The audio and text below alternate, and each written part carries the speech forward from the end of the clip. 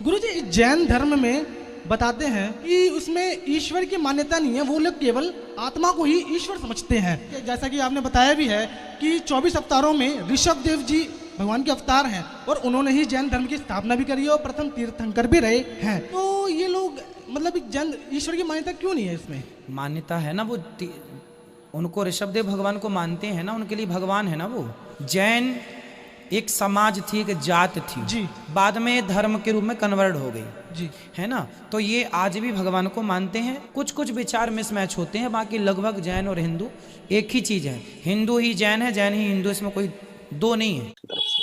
पहली बात। दूसरी बात, जहां तक रही जैन धर्म की हिंदुत्व में से हिंदू धर्म का अभिन्न अंग है, ये बात मेरी समझ में नहीं आती उन्होंने क्यों कही। क्योंकि सनातन परंपरा में दो संस्कृतियां हमारे देश में है। सनातन धर्म में पहली पद्धति वैदिक परंपरा, दूसरी पद्धति श्रमण परंपरा।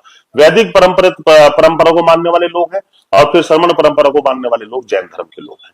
ये दोनों ऐसी परंपराएं हैं सनातन धर्म की जो सनातन का अभिन्न अंग है, जिनको सरल सनातन, असल सनातन कहा जाता है। वैदिक परंपरा और श्रमण परंपरा, दोनों की अपनी अपनी मान्यताएं हैं, दोनों के अपने अपने शास्त्र हैं, दोनों के अपने अपने भगवान हैं, दोनों के अपने अपने तौर तरीके हैं। दोनों की परंपराएं अपने अपने स्तर पे बहुत महत्वपूर्ण है। दोनों परंपराओं में अपनी अपनी आस्था वाले लोग हैं, दोनों परंपराओं के अपने अपने साधु संत हैं, लेकिन दो हैं। ये रेल की पटरी की तरह साथ साथ तो चलती हैं, लेकिन आपस में विलय नहीं होती। श्रमण परंपरा के लोग वैदिक परंपरा के लोगों का सम्मान करते हैं, आस्था रखते हैं। वैदिक परंपरा के लोग श्रमण परंपरा के लोगों का सम्मान करते हैं, आस्था रखते हैं। लेकिन दोनों परंपराओं के अपने अपने मत है, अपने अपने तौर तरीके हैं, अपने अपने शास्त्र हैं। तो ये अभिन्न अंग नहीं हो सकता।